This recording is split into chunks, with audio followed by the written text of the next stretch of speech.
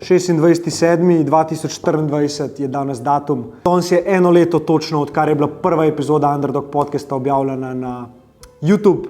Bila je epizoda z Matejem Turkom in od tistega trenutka do zdaj se je zgodilo toliko lepih stvari, za katere sem izjemno hvaležen. To je moja ekipa, to ste vi, ki poslušate podcast, ki ga delite med ostale. Hvaležen sem za sploh možnost, da se lahko izražam tako, kot se jaz želim in da ste to sprejeli s tako ljubeznijo, kot ste. Da to delite naprej, kada je vaše. To mi je nekaj, kar mi je najbolj všeč.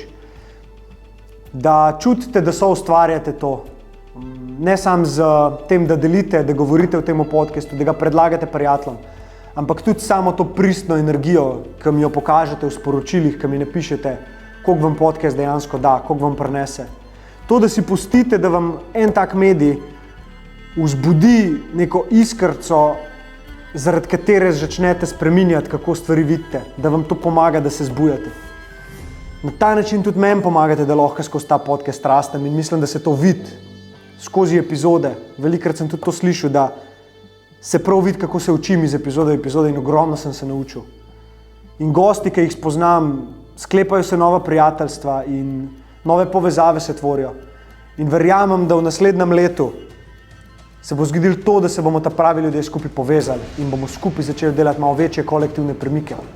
Da bomo večjim ljudem pomagali, da se soočajo s svojim sranjem, da stavljajo nase, pa da sledijo temu, kar jim je res namenjeno. Da drug drugemu vlivamo pogum, podporo, pa da imamo radi sebe. V tistih dneh, ko nam ne gre in v tistih dneh, ko nam gre. Oboje smo mi in oboje moramo znati menedžirati. Na koncu dneva samo tako lahko ratamo kreatorji pa svojo zgodbo pišemo. Tako, ker se ta zgodba piše že eno leto in se bo zdaj pisala naprej, še z večjo vnemo. Ker zakaj bi nehal? Hvala ti. Lepo bod, pa se vidimo.